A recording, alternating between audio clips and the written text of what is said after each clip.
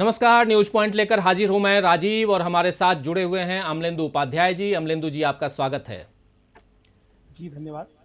तो मोदी सरकार, अमलेंदु जी, मोदी सरकार पार्ट 2 यानी मोदी सरकार के दूसरे कार्यकाल का 1 साल पूरा हो रहा है। इस 1 साल की उपलब्धियों और खामियों पर हम लोग बाद में चर्चा करेंगे किसी एपिसोड में, लेकिन उससे पहले जिस मुसीबत से देश घिरा हुआ है उससे निपटने के लिए लगातार फेल हो रही मोदी सरकार को प्रमुख विपक्षी दल यानी कांग्रेस सुझाव देती आ रही है, मगर सरकार है कि सुनती ही नहीं।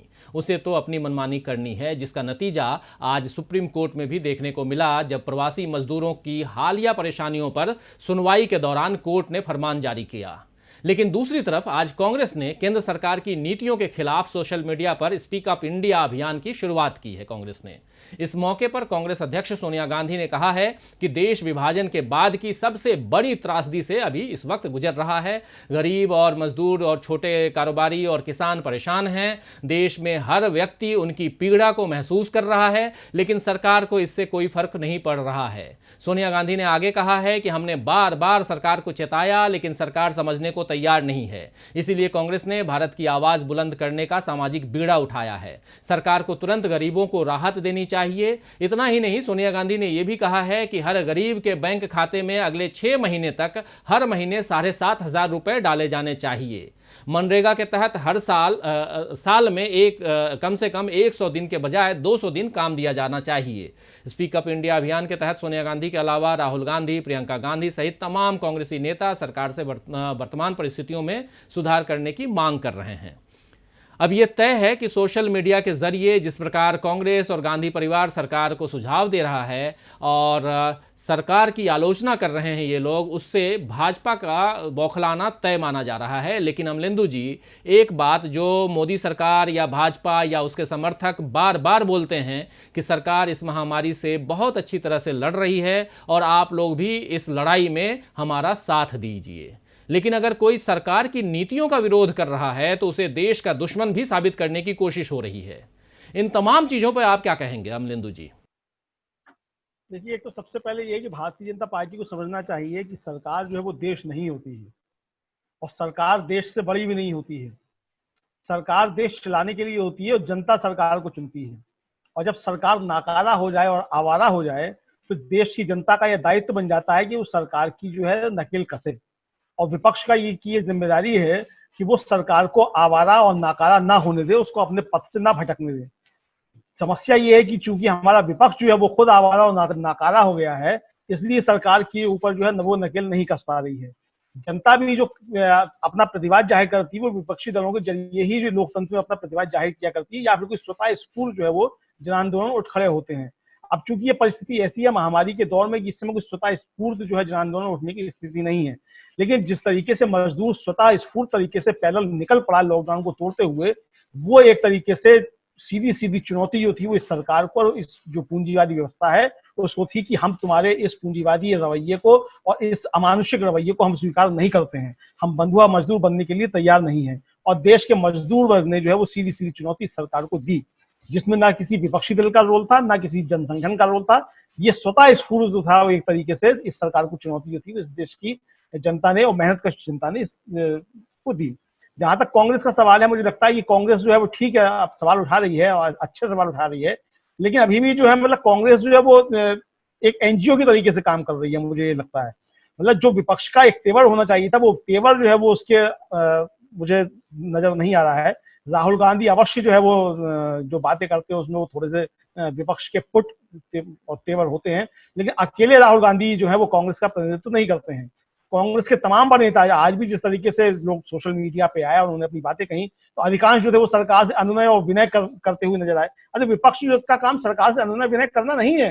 सरकार जब भटक रही है तो विपक्ष का काम है कि उसको सही रास्ते पे लाए, उस पर प्रेशर बनाए। लेकिन हमारे तमाम बड़े कांग्रेस के नेता जो थे वो इस अनुनय विनय की स्थिति में दिखाई पड़े, और ये दिखाई पड़ा कि जैसे सोनिया गांधी और राहुल गांधी का एक आदेश था उसकी जो सिर्फ खाना पूर्ति करनी थी। मुझे लगता है कि कांग्रेस को अपने नेताओं को जो है सबसे पहले ट्रेनिंग देने की आवश्यकता है कि सत्ता में आप नहीं है और सत्ता से जो है आप 5-6 साल से बाहर है और अगले 4 साल तक तो बाहर रहेंगे और 2024 में क्या परिस्थितियां बनती है ये नहीं कहा जा सकता। लेकिन राहुल गांधी जिस तेवर के साथ बात कर रहे हैं, तो मुझे लगता है कि पूरे राजनीतिक परिदृश्य में अकेले राहुल गांधी एक ऐसे नेता बन के उभरे हैं, जो एक समूचे विपक्ष की भूमिका जो है और एक ईमानदार नेता की भूमिका वो निभा रहे हैं। इससे जो है कोई इनकार नहीं किया जा सकता। और इसीलिए आप देखेंगे कि राहुल गांधी के सवालों पर ये सरकार जो है और भारतीय जनता पार्टी बुरी तरीके से बौखला जाते हैं।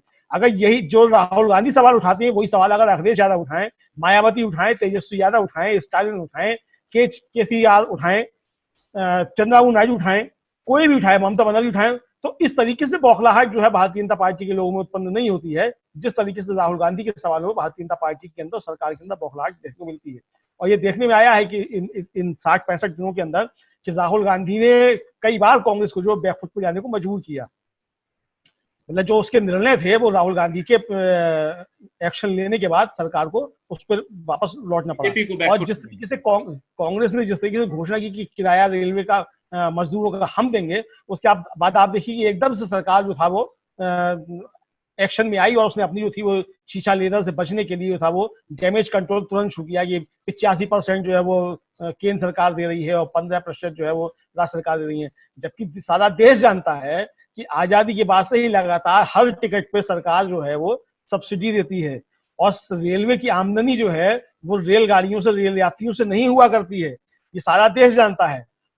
लेकिन जो है ये सरकार ने ये बताने की कोशिश की कि वो जो रेल किराए में छूट दी जाती है वो जो है ये सरकार जो है वो 50% छूट दे रही है। और जबकि किया गया रेल यात्रियों से, मतलब जो श्रमिक स्पेशल ट्रेनें चली, 2 तरफ का किराया था वसूल किया गया और उसके बाद फिर दिखाया गया कि हमने 85% की छूट दी गई। उसके बाद भी जो है जबरदस्त तरीके से शोषण जो था वो श्रमिकों का उस दौरान हुआ। और अब तो ये जो श्रमिक ट्रेनें हैं ये बिल्कुल जो है मजदूरों की अर्थी बन गई हैं, कब्रगाह जो है मजदूरों की बनती जा रही है। और किस तरीके से ट्रेनें भटक रही हैं ये भी देखने की चीज होगी। तो मुझे लगता है कि विपक्ष जो है, समूचे विपक्ष को इस पे जो है एकजुट होने की आवश्यकता है। और पिछले दिनों जिस तरीके से विपक्ष की बैठक हुई और अरविंद केजरीवाल, मायावती और अखिलेश यादव उससे बाहर रहे उस मीटिंग से, तो ये तो साफ हो गया कि इन तीनों का रास्ता क्या है। मतलब इस समय स्थिति जो है वो ये है कि या तो आप सरकार के साथ हैं या आप सरकार के खिलाफ हैं, बीच का कोई रास्ता इस समय नहीं है।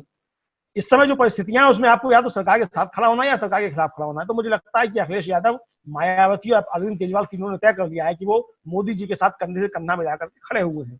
और मायावती जी तो खुल के सामने आ गई है, वो तो मतलब इस समय विपक्ष की, मतलब भारतीय जनता पार्टी की अघोषित प्रवक्ता एकदम बन गई है। जिस तरीके से वो जो है सरकार पे सवाल ना उठा के बार बार कांग्रेस पे हमले कर रही हैं, जैसे कांग्रेस सरकार में हो जवाब कांग्रेस को दे रहे हैं। तो ये तरीके जो है, मतलब ये अच्छी बात है कि इस महामारी के दौरान जो हमारे राजनेता हैं उनका असली चरित्र जो है वो भी सामने निकल करके आ रहा है। तो अब देखने की बात यह है कि जनता जो इस चीज को किस तरीके से समझती है। जी बिल्कुल जी। अभी तो ठीक है, चूंकि महामारी है और जनता पे जुल्म हो रहा है, तो जनता जो है वो समझ रही है कि सरकार जो है वो जानबूझ के जुल्म कर रही है और सरकार की नीतियों में जो है वो खोट है, इसलिए कर रही है। लेकिन जब भारतीय जनता पार्टी का अपना सांप्रदायिक एजेंडा चलेगा चुनावों के समय, और जब वो हिंदू मुसलमान करेंगे, तब देखने का ये होगा कि कितने लोग जो इस समय पिसे और कुचले गए हैं, जिन्होंने इस समय जुल्म झेले हैं सरकार के, वो उस समय कितने हिंदू रह जाते हैं और कितने मुसलमान रह जाते हैं। असल में कमी जो है वो जनता के अंदर भी कहीं ना कहीं है कि जब चुनाव का वक्त आता है तो आप उस समय हिंदू, मुसलमान और ब्राह्मण, ठाकुर, बनिया, दलित, शूद्र ये सब बन जाते हैं। उस समय आप एक आम नागरिक, एक आम भारतीय नागरिक नहीं रह जाते। और इसीलिए तमाम राजनीतिक दल जो हैं वो इस विखंडन का लाभ उठाया करते हैं। तो मुझे लगता है कि लोगों को अब जो है इन चीजों से ऊपर उठने की भी आवश्यकता है कि जाति, धर्म, बिरादरी और जात की राजनीति और धर्म की राजनीति, इससे ऊपर उठ करके जो जनता के मूल समस्याएं हैं, जो जनता की मूल दिक्कतें हैं, उनके ऊपर जो बात करता है, उनके समाधान की जो बात करता है, उसमें जो खड़ा उतरे, उसके साथ जो है खड़ा होने की आवश्यकता है। और मुझे लगता है कि जनता को जो है वो अब सरकार के जुल्म जो है वो किसी हाल में नहीं भूलने चाहिए। दिक्कत ये है इस डेमोक्रेसी में कि जनता जो है वो 3 महीने में एहसान और 6 महीने में जुल्म भूल जाती है। इसीलिए जो है तमाम राजनीतिक दल जनता के साथ लगातार विश्वासघात किया करते हैं। जी, लेकिन इस वक्त हमें ये देखना होगा कि कांग्रेस का जो ये अभियान है, स्पीक अप इंडिया अभियान, उसका देश की जनता पर क्या असर पड़ता है। एक तरफ जैसे आप बता रहे हैं, और उस जनता उसका कितना समर्थन करती है, यानी कि जनता उस अभियान का कितना समर्थन, जनता का जन समर्थन मिलता है कांग्रेस को। और दूसरी तरफ हो सकता है अमलेंदु जी की भाजपा की सोशल मीडिया आर्मी जो है वो कांग्रेस के इस अभियान की काट के लिए कोई और नया अभियान छेड़ दे। लेकिन एक बात तय है कि जो सुखी संपन्न तबका है उस पर कोई फर्क नहीं पड़ने वाला, कभी पड़ता भी नहीं है, हम सब देख रहे हैं। मगर दूसरी तरफ जो वर्ग परेशानियों से घिरा हुआ है उसके बारे में चिंता करने वाले, उनकी परेशानियों को अपनी परेशानी समझकर उसे दूर करने की कोशिश करने वाले, उनकी मदद करने वाले कम ही लोग हम देख रहे हैं। हमने ये भी देखा है कि एक लंबे इंतजार के बाद श्रमिक स्पेशल ट्रेन चलाने का ऐलान हुआ। ट्रेनें चली लेकिन अव्यवस्था के अंबार के साथ, और अब तो कई भयावह तस्वीरें भी आ रही हैं। अमलेंदु जी, ये कैसी विडंबना है कि सोमवार से बुधवार तक यानी मात्र 48 घंटों के दौरान श्रमिक स्पेशल ट्रेनों में 9 यात्रियों की मौत हो गई है, और सरकार को अब भी लगता है कि वो जो कर रही है सही कर रही है। उधर आज सुप्रीम कोर्ट में प्रवासी मजदूरों की घर वापसी और बदहाली पर जो सुनवाई हुई है उसमें केंद्र की ओर से जिस तरह के तर्क रखे गए हैं उससे साफ समझ में आ रहा है कि सरकार किसी भी तरह अपनी कमजोरी को स्वीकार नहीं करने वाली है। केंद्र की ओर से अमलेंदु जी कहा गया है कि कुछ घटनाएं हुई हैं जिन्हें बार बार दिखाया जा रहा है, लेकिन केंद्र और राज्य सरकारें इस पर काम कर रही हैं। सरकार का यह भी कहना है कि 2 कारणों से लॉकडाउन लागू किया गया था। पहला कारण जो है वो ये है कि कोविड संक्रमण यानी कि कोरोना संक्रमण की कड़ी को तोड़ना हमारा पहला कारण था, और दूसरा कारण ये था कि अस्पतालों में समुचित इंतजाम कर लेने के लिए हम ये लॉकडाउन हमने लागू किया। जब मजदूरों ने लाखों की तादाद में, ये सारी बातें सरकार की तरफ से जो कोर्ट में रखी गई है वो मैं बता रहा हूँ, कि जब मजदूरों ने लाखों की तादाद में देश के हिस्सों से अचानक पलायन करना शुरू किया तो उनको 2 कारणों से रोकना पड़ा। उनको घर नहीं जाने दिया गया, उसके लिए भी 2 कारण थे। पहला कारण यह था कि इनके जरिए संक्रमण जो है वो शहरों से गांवों तक न फैल जाए, और दूसरा कारण यह था कि ये रास्ते में ही अगर एक दूसरे को संक्रमित कर देंगे तब क्या होगा।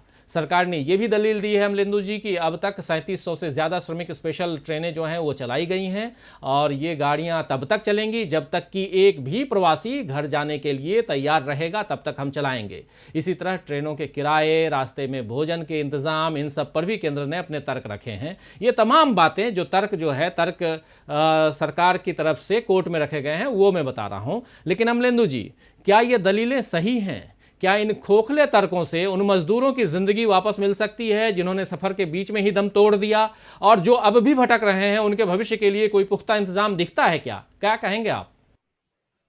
देखिए, मुझे लगता है कि सरकार के जितने भी तर्क जो सरकार ने आज माननीय सुप्रीम कोर्ट में रखे हैं, ये सारे तर्क एक तरीके से अपनी जान बचाने वाले, और जो सरकार ने जुल्म किए हैं, जो गलतियां की हैं, उन पर पर्दा डालने वाले हैं। एक भी तर्क सरकार का जो है वो सत्य से के नजदीक नहीं है, और सब जो है वो तथ्य से परे हैं। और मुझे लगता है कि माननीय सुप्रीम कोर्ट को इस पे जो फिर से सरकार को जो है वो जवाब तलब करना चाहिए कि आप जिन बातों की यहाँ दुहाई दे रहे हैं, जो आप बता रहे हैं, उनके सबूत पेश करिए। एक तो क्योंकि जब बताया जा रहा है कि मतलब सरकार ने जो कहा है सुप्रीम कोर्ट में, उसके मुताबिक कि 91 लाख लोग जो है वो उसने श्रमिक ट्रेनों से भेज दिए हैं। यानी 91 लाख लोगों को तो सरकार स्वीकार कर रही है कि 91 लाख लोगों का विस्थापन हो गया। यानी जो कांग्रेस अध्यक्ष सोनिया गांधी आज कह रही हैं कि आजादी के बाद का सबसे बड़ा विस्थापन है, तो अगर सिर्फ श्रमिक स्पेशल ट्रेनों को का ही मान लिया जाए तो ये साबित हो गया कि 1 करोड़ के आसपास लोग जो है वो विस्थापित हुए हैं। यानी जिस समय सन 1971 में बांग्लादेश बना, उस समय भी 90 लाख लोग जो थे वो पूर्वी बंगाल से और भारत में आए थे, विस्थापित हुए थे। यानी उससे बड़ा भी जो है ये विस्थापन जो है ये सिर्फ ट्रेनों के जरिए इस समय हो चुका है। तो ये तो इस सरकार ने मान लिया कि माननीय मोदी जी के इस लॉकडाउन के इस कदम से जो बिल्कुल अविवेकपूर्ण और अनुचित तरीके से और बिना किसी प्लानिंग के 4 घंटे की कॉल पर जो दिया गया, उसका दुष्परिणाम जो है वो देश के सामने आ चुका है। ये सरकार ने अपरोक्ष रूप से स्वीकार कर लिया है। लेकिन एक सबसे मजेदार तर्क जो है वो सरकार ने जो दिया अदालत में, वो कहा सरकार ने कि लोग पैदल इसलिए चल दे रहे हैं कि उनको भड़काया जा रहा है कि ट्रेनें नहीं चलेंगी। इसका मतलब सरकार ये स्वयं स्वीकार कर रही है कि लोग जो है वो सरकार पे भरोसा नहीं कर रहे हैं और इसलिए पैदल चल दे रहे हैं। तो लोग जो अगर सरकारी बात सही है कि लोग भड़का रहे हैं इसलिए लोग पैदल चल दे रहे हैं, और ये पैदल आज से नहीं चल रहे हैं, मतलब 2 महीना हो गया लोगों को पैदल चलते हुए, और कोई देश का हाईवे ऐसा नहीं है और कोई रेल की पटरी ऐसी नहीं है जिस समय जो है इन 2 महीनों के अंदर श्रमिक जो है वो पैदल ना चल रहा हो। तो ये इतना बड़ा विस्थापन जो सरकार ने इसको स्वीकार कर लिया कि इस देश की बहुत बड़ी आबादी जो कि एक कुशल श्रमिक हैं, जो कि एक स्किल्ड लेबर है, उसके अंदर सरकार के प्रति अविश्वास भर गया है। अगर सरकार ने जो बात सुप्रीम कोर्ट में कही है अगर वो सही है, तो मुझे लगता है कि माननीय प्रधानमंत्री मोदी जी को तुरंत अपनी सरकार का जो इस्तीफा माननीय राष्ट्रपति जी को सौंप देना चाहिए कि इस देश की जनता ने उनके अंदर जो है अविश्वास व्यक्त किया है। उनकी बात का भरोसा ना करके लोग जो है 1400 किलोमीटर और 1500 किलोमीटर जो है वो पैदल निकल पड़े हैं। ये सरकार चूंकि सुप्रीम कोर्ट में खुद कह रही है कि लोग भड़का रहे हैं कि ट्रेनें नहीं चलेंगी और सरकार भेजने का इंतजाम नहीं करेगी, इसलिए ये हो रहा है। तो मुझे लगता है कि ये सरकार ने जो है ये इस तरीके इसको जो है स्वीकार कर लिया है। लेकिन दूसरी बात एक और है कि जिस तरीके से श्रमिक स्पेशल ट्रेनें चली और उनकी जो आ रही हैं, देखिए ये ट्रेनें अचानक नहीं भटक रही हैं। 40 ट्रेन जो है एक साथ भटक जाएं और जबकि अभी 2% ट्रेनें नहीं चल रही हैं जी, तो ये कैसी सरकार है कि जो 2% ट्रेनों को जो है सही रास्ते पर नहीं पहुंचा सकती। अगर यही स्थिति है तो मुझे लगता है कि ये सरकार जो है एकदम विफल साबित हुई है, एकदम नाकारा साबित हुई है और प्रधानमंत्री को स्वीकार कर लेना चाहिए कि वो जो है वो सरकार चलाने के लायक नहीं है। और अगर प्रधानमंत्री इसको स्वीकार नहीं करते हैं तो कम से कम अपने रेल मंत्री को जो है उसको तो तत्काल बर्खास्त कर ही देना चाहिए कि जो है 40 ट्रेनें जिसके राज्य में जो है जिसके अंडर जो है वो स्पेशल ट्रेनें चलाई जाए और वो 40 ट्रेनें रास्ता भटक जाएं और ट्रेनें जो है मजदूरों की कब्रगाह बन जाएं, तो ऐसे रेल मंत्री को मुझे लगता है प्रधानमंत्री को तत्काल बर्खास्त कर देना चाहिए। और मुझे लगता है कि अगर इस समय लाल बहादुर शास्त्री प्रधानमंत्री होते तो निश्चित तौर पर लाल बहादुर शास्त्री जो थे वो अपनी विफलताओं को स्वीकार करते हुए तत्काल त्यागपत्र दे देते, सौंप चुके होते और लाल बहादुर शास्त्री जी का बार बार नाम जपने वाले माननीय प्रधानमंत्री जी कम से कम उनके आचरण से थोड़ी सी सीख लेंगे। मुझे लगता है कि ये ईमानदारी की अपेक्षा एक ईमानदार प्रधानमंत्री से की ही जा सकती है और मुझे लगता है ये मोदी जी ईमानदार व्यक्ति हैं। मेरी अपनी व्यक्तिगत राय है, ये बहुत ईमानदार हैं, तो इसलिए मुझे लगता है कि वो अपनी कमियों को अवश्य स्वीकार करेंगे और भारतीय जनता पार्टी के जो उनके चेहरे चपाटे इनके इर्द गिर्द जमा हो गए हैं, जो उनको भटकाना चाहते हैं और सही बात स्वीकार नहीं करना चाहते हैं, उनकी बातों में नहीं आएंगे और सरकार को एक सही रास्ते पर ले जाएंगे। जी, लेकिन इस बीच अमलेंदु जी, इस बीच खबर है कि CMIE ने एक अनुमान जताया है कि देश में 12 करोड़ 20 लाख लोगों को पिछले महीने अपनी नौकरी से हाथ धोना पड़ा है। ये 12 करोड़ 20 लाख लोग, सवा 12 करोड़ लोग, और देश में जो बढ़ती गरीबी और बेरोजगारी और लॉकडाउन का ये छोटा सा नमूना है जो हम लोग देख रहे हैं। इधर वर्ल्ड बैंक के आंकड़ों के अनुसार भारत में 1 करोड़ 20 लाख लोग बहुत ही गरीबी के दायरे से में फिसल गए हैं और इनके लिए आजीविका का संकट खड़ा हो गया है। ये नए जो लोग हैं जो बहुत ज़्यादा गरीबी में वो हो गए, ये वर्ल्ड बैंक का आंकड़ा है, वो है 1 करोड़ 20 लाख लोग। हांडी के भात के एक दाने की तरह ये अनुमान बता रहे हैं अमलेंदु जी कि देश में भविष्य कितना भयावह होने वाला है आने वाले समय में। इसके बाद भी अगर समाज चुप रहने में ही भलाई समझता है और ऐसी चुप्पी के नतीजे भी उसे ही भुगतने होंगे। लेकिन दूसरी तरफ जिस कांग्रेस की हम लोग बात कर रहे थे अभी, और कांग्रेस ने जो स्पीक अप इंडिया अभियान चलाया है उसको भी हमको देखना होगा कि उससे जनता को कितना जागरूकता मिलती है, जनता कितना जागरूक होती है और सरकार के ऊपर इसका क्या असर पड़ता है, यानी मोदी सरकार के ऊपर कांग्रेस जो है वो कितना दबाव बना पाती है। और जैसा अमलेंदु जी आप बोल रहे थे कि कांग्रेस को एक प्रमुख विपक्षी दल जो है उसको विपक्ष की भूमिका निभाना होगा, ना कि NGO की भूमिका निभानी होगी। और ये साफ नज़र आ रहा है कि एक अकेला राहुल गांधी जिस प्रकार लड़ रहे हैं, अगर राहुल गांधी को दूसरे दलों का भी अगर साथ मिल जाए तो कुछ और भी इसमें एक जो है दबाव बने सरकार के ऊपर। लेकिन अभी तो ये साफ दिख रहा है कि कांग्रेस को भी एक प्रमुख विपक्षी दल की तरह और विपक्ष की भूमिका में सामने खड़ा होना होगा, न कि NGO की तरह, जैसा अमलेंदु जी आप बता रहे थे। तो खैर आज के लिए बस इतना ही। अमलेंदु जी आपने चर्चा के लिए वक्त निकाला, भाग लिया चर्चा में, इसके लिए बहुत बहुत धन्यवाद। और दोस्तों, साथियों, शुभचिंतकों, आपने बहुत ही ध्यानपूर्वक हमें सुना, इस गंभीर चर्चा में आपने भी भाग लिया सुन करके, उसके लिए भी आपको बहुत बहुत धन्यवाद। और जिन साथियों और दोस्तों को ये वीडियो, ये प्रोग्राम पसंद आता है, कृपया इसे अपने दूसरे साथियों के बीच शेयर जरूर करें। ऐसी गुजारिश हमारी हमेशा रहती है, आज भी मैं गुजारिश कर रहा हूं। और जिन्होंने इस चैनल को सब्सक्राइब नहीं किया है, कृपया उसे सब्सक्राइब भी करें और देखते रहिए DB लाइव। नमस्कार।